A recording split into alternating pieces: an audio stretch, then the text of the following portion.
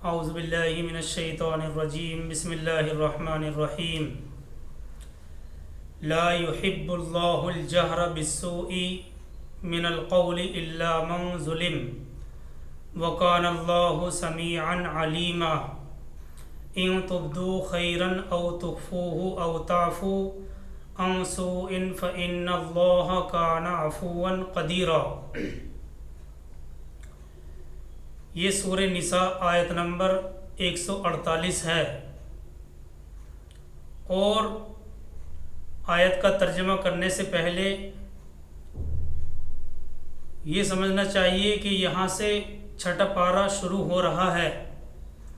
ہمارے 5 پارے الحمدللہ مکمل ہو چکے ہیں، اور ان کے بارے میں اللہ کی بارگاہ میں ہم دل سے یہ درخواست رکھتے ہیں کہ اللہ سبحانہ و تعالی ہمارے ان 5 پاروں کی تفسیر اور ترجمے کو دنیا اور آخرت میں ہمارے لیے خیر کا ذریعہ بنائے۔ اللہ رب العزت کی بارگاہ میں ہم یہ درخواست کرتے ہیں کہ اللہ سبحانہ و تعالی ان 5 پاروں کی تفسیر اور ترجمے کو ہمارے لیے دنیا اور آخرت میں خیر کا ذریعہ بنائے، اور ان 5 پاروں کی برکت سے خاص طور سے ہمارے ملک ہندوستان میں بلکہ پوری دنیا میں امن، امان اور چین و سکون عطا فرمائے۔ اور ساتھ ہی ساتھ ہم اللہ کی بارگاہ میں یہ بھی درخواست کرتے ہیں کہ ان 5 پاروں کی برکت سے ہمارے مرحومین کی مغفرت فرمائے، ہمارے اعزاء رشتہ داروں میں سے جو بھی دنیا سے رخصت ہو گئے ہیں سب کے درجات کو بلند فرمائے، اور انہیں جنت فردوس میں جگہ عنایت فرمائے۔ آمین ثم آمین۔ لا يحب اللہ الجہر بالسوء من القول الا من ظلم۔ سورہ نساء آیت نمبر 148 پارہ نمبر 6۔ پہلے اس جملے کا مطلب خیز ترجمہ دیکھتے ہیں۔ اللہ تعالیٰ فرماتے ہیں لا يحب اللہ الجہر بالسوء من القول الا من ظلم۔ اللہ کو بالکل پسند نہیں ہے کہ کسی بری بات کو بلند آواز سے کہا جائے۔ اللہ کو بالکل پسند نہیں ہے کہ کسی بری بات کو بلند آواز سے کہا جائے، الا من ظلم، سوائے اس کے جس پر ظلم ہوا ہے۔ اللہ تعالیٰ کو بالکل پسند نہیں کہ کسی بری بات کو بلند آواز سے کہا جائے سوائے اس کے جس پر ظلم ہوا ہے، یعنی جس کا دل دکھا ہے، جس کے ساتھ زیادتی ہوئی ہے، اس کے جواب میں اس کی زبان سے نکلنے والے الفاظ پر اللہ کی بارگاہ میں کوئی گرفت نہیں ہے، بلکہ مظلوم کی دعا کو اللہ کی بارگاہ میں قبولیت کی سند حاصل ہوتی ہے۔ جس کا دل دکھا ہے، جس کے ساتھ زیادتی ہوئی، اگر اس کی زبان سے کچھ الفاظ نکلتے ہیں تو ان پر کوئی گرفت نہیں ہے، بلکہ مظلوم کی دعا کو اللہ کی بارگاہ میں قبولیت کی سند حاصل ہوتی ہے۔ دیکھیے کسی فارسی شاعر نے اس مضمون کو اس طرح سے ادا کیا ہے، بطرس از آہ مظلومہ کے ہنگامے دعا کردن، اجابت از در حق بہر استقبال می آید۔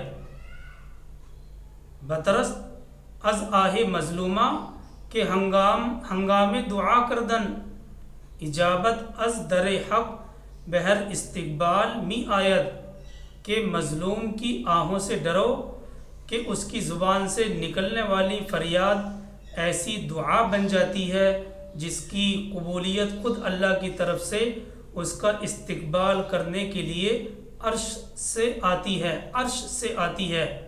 آگے اللہ تعالیٰ فرماتے ہیں وَقَانَ اللَّهُ سَمِيعًا عَلِيمًا، اور اللہ سننے والا اور جاننے والا ہے، یعنی اللہ رب العزت کو سب معلوم ہے، وہ سب جانتا ہے کہ جس کے دل سے یہ آواز نکلی ہے وہ کتنا دکھی ہے، اور اس انسان کے احساسات کتنے زخمی ہیں۔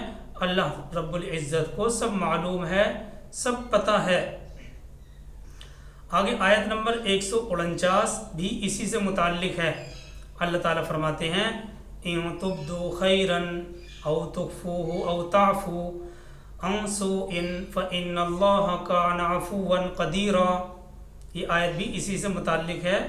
اللہ تعالیٰ فرماتے ہیں اگر تم بھلائی کو ظاہر کرو یا اسے چھپاؤ، ان تبدوا خیرا او تخفوه، اگر تم بھلائی کو ظاہر کرو یا اسے چھپاؤ، او تعفو عن سوء فإن اللہ کان عفوا قدیرا، یا تم برائی کو معاف کرو تو یقیناً اللہ بھی معاف کرنے والا، قدرت رکھنے والا ہے۔ یا تم برائی کو معاف کر دیا کرو تو یقیناً اللہ بھی معاف کرنے والا اور قدرت رکھنے والا ہے۔ دیکھیے اگر تم بھلائی کو ظاہر کرو یا اسے چھپاؤ، جہاں تک خیر کا معاملہ ہے تو اسے بلند آواز سے کہو، ظاہر کرو یا اسے چھپاؤ، برابر کی بات ہے۔ جب خیر کا معاملہ ہو تو بلند آواز سے کہو، ظاہر کرو یا اسے چھپاؤ، برابر کی بات ہے۔ اللہ کے نزدیک خیر تو بہرحال خیر ہی ہوتی ہے، ظاہر ہو یا چھپی ہوئی ہو، اس سے کوئی لینا دینا نہیں ہے۔ اگلے جملے میں جس کا ابھی ترجمہ کیا گیا کہ یا تم برائی کو معاف کر دیا کرو تو یقیناً اللہ بھی معاف کرنے والا، قدرت رکھنے والا ہے، تو یہ جملہ جو ابھی ترجمہ کیا گیا اس میں مظلوم کے لیے اللہ کی جانب سے ایک تعلیم بھی دی گئی ہے، یعنی اپنے ساتھ ہونے والی زیادتی کو معاف کر دینا یقیناً نیکی کا ایک بہت اونچا درجہ ہے۔ اس لیے یہاں ترغیبی انداز میں مظلوم سے بھی کہا جا رہا ہے، مظلوم کو بھی تعلیم دی جا رہی ہے کہ اگرچہ تمہیں چھوٹ ہے، اگرچہ تمہیں اجازت ہے آواز اٹھانے کی اور تمہاری اس بات پر کوئی گرفت بھی نہیں ہے، لیکن تمہارے اوپر جو زیادتی ہوئی ہے اس کی تلافی کا اس سے اعلیٰ اور بلند درجہ ایک اور بھی ہے، تم اس درجے کو حاصل کیوں نہیں کرتے، اور وہ یہ ہے کہ تم اپنے ساتھ ہونے والی زیادتی کو معاف کر دو۔ دیکھیے اس جملے کے ساتھ اللہ کی قدرت کا بھی ذکر کیا گیا ہے۔ الفاظ ہیں فَإِنَّ اللَّهَ كَانَ عَفُوًّا قَدِيرًا، کہ اگر تم برائی کو معاف کر دیا کرو تو اللہ تعالیٰ بھی معاف کرنے والا، قدرت رکھنے والا ہے۔ تو اس جملے کے ساتھ اللہ کی قدرت کا ذکر کیا گیا، جس میں اس بات کی طرف اشارہ ہے کہ انسان تو بعض اوقات بدلہ لینے کی طاقت نہ ہو، بدلہ لینے کی طاقت نہ ہونے کی وجہ سے معاف کرنے پر مجبور ہو ہی جاتا ہے، جبکہ اللہ تو قادر مطلق ہے، وہ جسے چاہے جب چاہے دیر اینڈ دین خطا کار کو سزا دے کر فوراً حساب چکتا کر سکتا ہے، لیکن اتنی قدرت رکھنے کے باوجود بھی اللہ رب العزت معاف کر دیتا ہے۔ یہی وجہ ہے کہ اللہ کی بارگاہ میں اس شخص کا درجہ بہت بڑھ جاتا ہے جو بدلہ لینے کی طاقت ہونے کے باوجود صرف اللہ کے لیے معاف کر دیتا ہے۔ بعض اوقات تو انسان بدلہ لینے کی طاقت جب اس کے پاس ہے ہی نہیں تو معاف کرنے کے لیے مجبور ہو جاتا ہے، لیکن اللہ جو زبردست طاقت کا مالک ہے اور وہ جب چاہے جسے چاہے خطا کار کو سزا دے کر فوراً حساب چکتا کر سکتا ہے، حساب چکا سکتا ہے، لیکن اتنی قدرت رکھنے کے باوجود اللہ رب العزت معاف کر دیتا ہے۔ یہی وجہ ہے کہ اللہ کی بارگاہ میں، کیونکہ اللہ تعالیٰ معافی کو پسند کرتا ہے، تو اللہ کی بارگاہ میں اس شخص کا درجہ بہت بڑھ جاتا ہے جو بدلہ لینے کی طاقت ہونے کے باوجود صرف اللہ کے لیے معاف کر دیتا ہے، پھر اللہ تبارک و تعالیٰ خود اس سے انتقام لیتے ہیں۔ بہرحال اللہ کی بارگاہ میں اس شخص کا درجہ بڑھ جاتا ہے جو بدلہ لینے کی طاقت ہونے کے باوجود صرف اللہ کے لیے معاف کر دیتا ہے۔ دیکھیے یہ چھوٹی چھوٹی پارہ نمبر 6 کی 2 آیتیں ہیں، شروع کی الفاظ کے اعتبار سے بہت چھوٹی ہیں، مگر معانی اور مفہوم کا ایک سمندر اس کے اندر سمایا ہوا ہے۔ بہت بڑی بڑی تفسیریں ان دونوں آیتوں کی مفسرین نے کی ہیں۔ جب ہم تفسیر عثمانی کھول کر دیکھتے ہیں اس 6 پارے کی پہلی آیت کے بارے میں، اس کے اندر یہ بھی نقل کیا گیا ہے کہ اگر کسی میں، کسی شخص میں، کسی آدمی میں دین یا دنیا کا کوئی عیب معلوم ہو تو اسے مشہور نہیں کرنا چاہیے۔ اگر کسی آدمی میں دین یا دنیا کا کوئی عیب ہو تو اسے مشہور نہ کرنا چاہیے۔ خدا تعالیٰ سب کی بات سنتا ہے اور سب کے کاموں کو جانتا ہے، ہر ایک کو اس کے موافق جزا دے گا۔ البتہ مظلوم کو اجازت ہے کہ وہ ظالم کا ظلم لوگوں سے بیان کرے، اور یہ حکم شاید یہاں اس لیے فرمایا گیا کہ مسلمان کو چاہیے کہ کسی منافق کا نام لے کر مشہور نہ کرے اور علل اعلان اس کو بدنام نہ کرے۔ اس میں بگڑ کر شاید وہ اور بھی بے باک ہو سکتا ہے، بلکہ مبہم نصیحت کرنی چاہیے۔ منافق خود سمجھ جائے گا کہ اس کے بارے میں بات ہو رہی ہے، یا پھر اصلاح کی نیت سے تنہائی میں نصیحت کرنی چاہیے۔ ہو سکتا ہے وہ اس طرح ہدایت قبول کر لے۔ چنانچہ سرکار دو عالم صلی اللہ علیہ وسلم بھی ایسے ہی نصیحت فرمایا کرتے تھے، کسی کا نام لے کر مشہور نہیں کرتے تھے، کسی کا نام لے کر مشہور اچھالتے نہیں تھے۔ تو اس آیت میں یہی چیزیں بیان کی گئی ہیں۔ دیکھیے یہ آیت نمبر 149، ایک مفسر نے اس آیت کے تحت بہت ہی اہم بات تحریر کی ہے کہ اس آیت میں مسلمانوں کو ایک نہایت بلند درجے کی اخلاقی تعلیم دی گئی ہے۔ وہ فرماتے ہیں کہ اس آیت میں مسلمانوں کو ایک نہایت بلند درجے کی اخلاقی تعلیم دی گئی ہے۔ اصل میں کیا ہے، منافق، یہودی اور اصنام پرست، یہ 3 بڑی قومیں تھیں اللہ کے نبی صلی اللہ علیہ وسلم کے دور میں۔ منافق، یہودی، اصنام پرست، سب کے سب اس وقت ہر ممکن طریقے سے اسلام کی بڑھتی ہوئی مقبولیت کو ختم کرنے کے لیے کوشش کر رہے تھے، اور اسلام کی پیروی قبول کرنے والوں کو ستانے اور پریشانی پر ہر طرح سے تلے ہوئے تھے۔ کوئی بدتر سے بدتر ایسی تدبیر نہیں تھی جو وہ اس تحریک کے خلاف استعمال نہ کر رہے ہوں۔ اب دیکھیے اس پر صحابہ کے اندر نفرت، غصے کے جذبات کا پیدا ہو جانا یہ ایک فطری بات تھی۔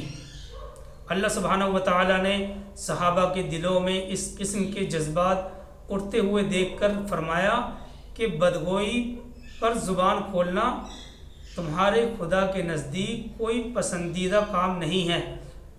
دیکھیے اس میں شک نہیں ہے کہ تم مظلوم ہو، اور اگر مظلوم ظالم کے خلاف زبان کھولے تو یہ اس کا حق بنتا ہے، لیکن پھر بھی افضل اور بہتر یہی ہے کہ خفیہ ہو یا علل اعلان ہو، ہر حال میں بھلائی کر لینی چاہیے اور برائیوں سے درگزر کرو، کیونکہ تم کو اپنے اخلاق میں خدا سے قریب تر ہونا چاہیے۔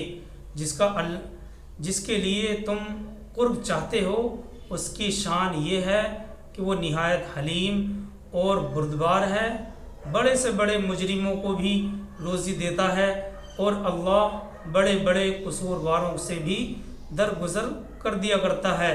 لہٰذا اس سے قریب تر ہونے کا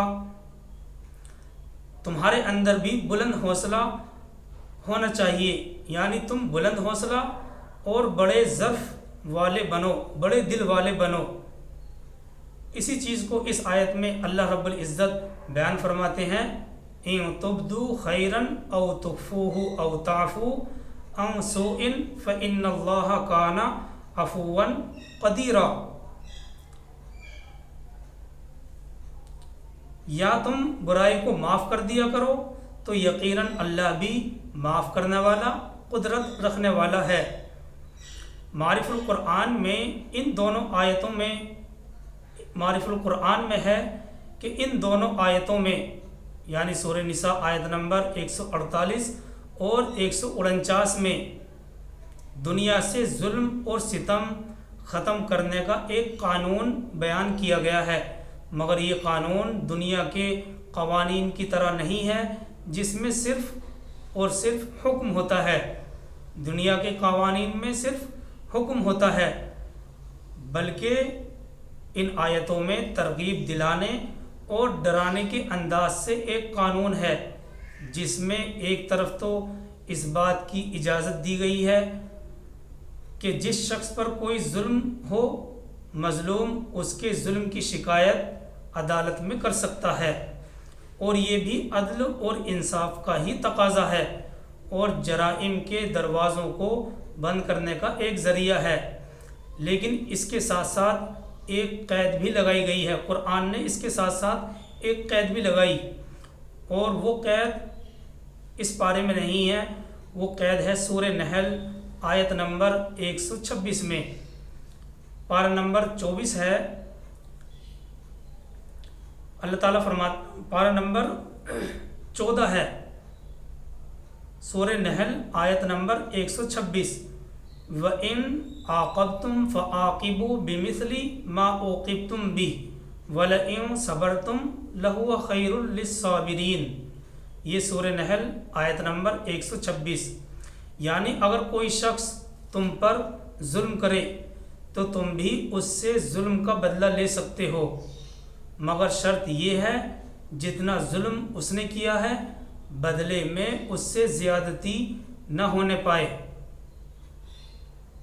آیت کا مطلب یہ ہے تم بھی اس سے ظلم کا بدلہ لے سکتے ہو جس نے ظلم کیا ہے، مگر شرط یہ ہے جتنا ظلم اس نے کیا ہے بدلے میں اس سے زیادتی نہ ہونے پائے، ورنہ تم بھی ظالم بن جاؤ گے. یہی تو اسلام کی بلند تعلیم ہے جس پر بار بار قربان ہونے کو جی چاہتا ہے. جی اسلام کا یہ اصول ہے.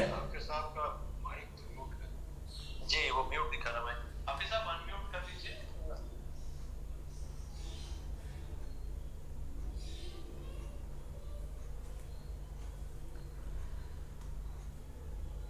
ظلم کرے تو تم اس سے ظلم کا بدلہ لے سکتے ہو، مگر شرط یہ ہے جتنا ظلم اس نے کیا ہے بدلے میں اس سے زیادتی نہ ہونے پائے، ورنہ تم بھی ظالم بن جاؤ گے. یہی تو اسلام کی بلند اخلاقی تعلیم ہے جس پر بار بار قربان ہونے کو جی چاہتا ہے.